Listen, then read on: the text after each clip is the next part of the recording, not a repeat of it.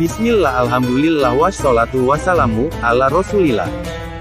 Kisah selanjutnya mengenai seorang ulama bernama Daud At-Ta'i. Abu Sulaiman Daud bin Usoir At-Ta'i dari Kufah adalah seorang yang sangat termasyhur kepintarannya. Ia pernah menjadi murid Imam Abu Hanifah, dan setelah diperkenalkan dengan jalan pertapaan oleh Habib Ar-Ra'i, ia membuang semua buku-buku yang dimilikinya ke Sungai Yufrat. Ia meninggal dunia antara tahun 160 dan 165 Hijriah atau 777 dan 782 Masehi. Kepapaan Daud At-Ta'i. Sejak kecil batinnya dicekam duka sehingga ia sering menghindarkan diri dari pergaulan. Yang menyebabkan pertaubatannya adalah seorang wanita yang sedang berkabung, yang membacakan, "Pipimu yang manakah yang telah mulai kendur? Dan matamu yang manakah yang mulai kabur?" Kesedihan mencekam batinnya dan kegelisahan tak dapat diatasinya. Dalam keadaan seperti inilah ia belajar di bawah bimbingan Imam Abu Hanifah. "Apakah yang telah terjadi terhadap dirimu?" tanya Abu Hanifah kepadanya. Daud pun mengisahkan pengalamannya. Kemudian dia menambahkan, "Dunia ini tidak dapat menarik hatiku lagi. Sesuatu telah terjadi di dalam diriku, sesuatu yang tak dapat ku mengerti, yang tak dapat dijelaskan oleh buku-buku ataupun keterangan-keterangan para ahli yang kutemukan. Hindarilah manusia-manusia lain," Abu Hanifah menyarankan. Maka Daud berpaling dari manusia-manusia lain dan mengunci diri di dalam rumahnya. Setelah lama berselang barulah Abu Hanifah datang mengunjunginya. Wah, caranya bukan dengan bersembunyi di dalam rumah tanpa mengucapkan sepatah kata pun juga. Yang harus engkau lakukan adalah duduk di kaki para imam dan mendengarkan ajaran-ajaran mulia yang mereka kemukakan. Tanpa mengucapkan sepatah kata jua pun engkau harus mencamkan segala sesuatu yang mereka kemukakan itu. Dengan berbuat demikian, engkau akan lebih memahami masalah-masalah yang mereka perbincangkan itu daripada mereka sendiri. Setelah menyadari maksud dari kata-kata Abu Hanifah itu, Daud kembali mengikuti pelajaran-pelajarannya. Setahun lamanya, ia duduk di kaki para imam, tanpa mengucapkan sepatah kata, menerima keterangan-keterangan mereka dengan tekun, dan cukup dengan mendengarkan saja tanpa memberi atau mengajukan tanggapan. Setelah berakhir masa setahun itu Daud berkata, "Ketekunanku dalam setahun itu adalah sama dengan 30 tahun bekerja keras." Kemudian ia bertemu dengan Habib Ar-Ra'i, yang membawanya ke jalan para mistik. Jalan ini ditempuhnya dengan tawakal, buku-buku yang dimilikinya dilemparkannya ke dalam sungai, kemudian ia mengasingkan diri dan membuang segala harapan dari manusia-manusia lain. Daud menerima uang sebanyak 20 dinar sebagai warisan. Jumlah ini dihabiskannya dalam waktu 20 tahun. Beberapa orang syekh mencela perbuatannya itu. "Di atas jalan ini kita harus memberi, bukan menabung untuk diri sendiri," kata mereka. "Dengan uang sebanyak ini aku dapat menenangkan diriku. Uang sebanyak ini cukup bagi diriku hingga mati nanti," jelas Daud. Daud menjalani kehidupan yang sedemikian prihatin sehingga untuk makannya ia sering mencelupkan roti ke dalam air, kemudian mereguk air itu, sambil berdalih, "Sebelum memakan roti ini aku masih sempat membaca 50 ayat Al-Quran. Mengapa harus kusia-siakan hidupku ini?" Abu Bakar bin Iyas meriwayatkan, "Pada suatu ketika aku masuk ke dalam kamar Daud. Kulihat ia sedang memegang sepotong roti kering dan menangis. 'Apakah yang telah terjadi Daud?' tanyaku. Daud menjawab, 'Aku hendak memakan roti ini tetapi aku tidak tahu apakah roti ini halal atau tidak.' Yang lain meriwayatkan, 'Aku pergi ke Daud dan kulihat satu kendi air sedang terjemur di terik matahari. Aku bertanya kepadanya, mengapakah engkau tidak menaruh kendi air itu di tempat yang teduh?' Daud menjawab, 'Ketika tadi kutaruh di situ, tempat itu masih teduh. Tetapi sekarang untuk memindahkannya aku merasa malu untuk melakukan kesibukan di depan Allah.'" Anekdot-anekdot mengenai diri Daud.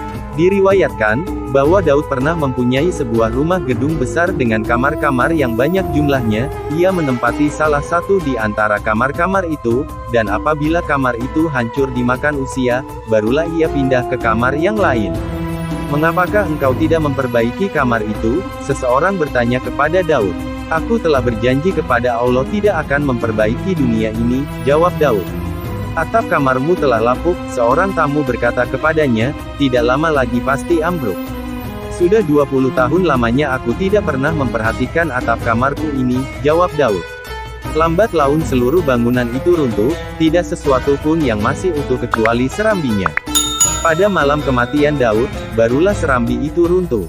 Selanjutnya, mengapakah engkau tidak menikah? Beberapa orang bertanya kepada Daud. Aku tidak mau mendustai seorang wanita yang beriman. Mengapakah demikian? Andaikanlah aku melamar seorang wanita, hal itu berarti bahwa aku sanggup untuk menafkahinya. Tetapi karena pada waktu yang bersamaan aku tidak dapat melakukan kewajiban-kewajiban agama dan dunia, bukankah hal itu berarti bahwa aku telah mendustai dirinya? Baiklah, tetapi setidak-tidaknya engkau perlu menyisir janggutmu, kata mereka. Hal itu berarti aku sempat berlalai-lalai, jawab Daud. Selanjutnya pada suatu malam di bulan purnama, Daud naik ke atas loteng rumahnya, lalu menatap langit. Ia terlena menyaksikan keindahan kerajaan Allah, sehingga menangis sampai tidak sadarkan diri, dan terjatuh ke loteng rumah tetangga. Si tetangga yang mengira ada maling di atas atap, datang memburu dengan sebilah pedang. Tetapi begitu yang dijumpainya adalah Daud, segeralah ia meraih Daud untuk berdiri. Siapakah yang telah menjerumuskanmu? Tanyanya. Entahlah, jawab Daud. Aku tidak sadar. Aku sendiri pun tidak habis pikir. Selanjutnya, pada suatu ketika orang-orang menyaksikan Daud bergegas-gegas hendak melakukan sholat. Mengapa engkau tergesa-gesa seperti itu? Tanya mereka kepada Daud. Pasukan yang berada di gerbang kota sedang menantikan kedatanganku, jawab Daud. Pasukan siapa? Tanya mereka. Penghuni-penghuni kubur, jawab Daud. Selanjutnya, Harun ar-Rasyid meminta Abu Yusuf supaya mengantarnya ke rumah Daud. Maka pergilah mereka ke rumah Daud tetapi tidak diperkenankan masuk. Abu Yusuf memohon agar ibu Daud mau membujuk anaknya. Terimalah mereka, ibunya membujuk Daud. Apakah urusanku dengan penduduk dunia dan orang-orang berdosa? Jawab Daud tidak mau mengalah. Demi aku yang telah menyusuimu, aku minta kepadamu, izinkanlah mereka masuk, desak ibunya. Maka berserulah Daud, Ya Allah, engkau telah berkata, patuhilah ibumu, karena keridoanku adalah keridoannya. Jika tidak demikian, apakah peduliku kepada mereka itu? Akhirnya Daud bersedia menerima mereka. Harun dan Yusuf masuk dan duduk. Daud memberikan pengajarannya dan Harun menangis terseduh-seduh. Ketika hendak kembali ke istana, Harun meletakkan sekeping mata uang emas sambil berkata, uang ini adalah halal, ambillah uang itu kembali, cegah Daud. Aku tidak memerlukan uang itu. Aku telah menjual sebuah rumah yang kuterima sebagai warisan yang halal dan hidup dengan uang penjualan itu. Aku telah bermohon kepada Allah, jika uang itu telah habis, agar Dia mencabut nyawaku, sehingga aku tidak akan membutuhkan bantuan dari seorang manusia pun. Aku berkeyakinan bahwa Allah telah mengabulkan permohonanku itu. Harun ar-Rasyid dan Abu Yusuf kembali ke istana. Kemudian Abu Yusuf mendatangi orang yang diamanahkan uang itu oleh Daud dan bertanya, masih berapakah uang Daud yang tersisa? 2 dirham, jawab orang itu. Setiap hari Daud membelanjakan 1 sen uang perak. Abu Yusuf membuat perhitungan. Beberapa hari kemudian di dalam masjid di depan semua jamaah ia mengumumkan, hari ini Daud meninggal dunia. Setelah diselidiki nyatalah bahwa kata-kata Abu Yusuf itu benar. Bagaimanakah engkau mengetahui kematian Daud? Orang-orang bertanya kepada Abu Yusuf. Aku telah memperhitungkan bahwa pada hari ini Daud tidak mempunyai uang lagi. Aku tahu bahwa doa Daud pasti dikabulkan Allah, jawabnya. Kisah ini dikutip dari kitab Tazkiratul Aulia, disusun oleh Syekh Fariduddin Al-Attar. Gimana tanggapan Anda tentang kisah ini? Oh ya, jangan lupa subscribe dan ketuk loncengnya, agar bisa mengikuti kisah-kisah update terbaru. Mudah-mudahan dengan izin Allah bisa menghidupkan hati yang mati dan menumbuh suburkan semangat untuk ibadah. Amin ya Allah.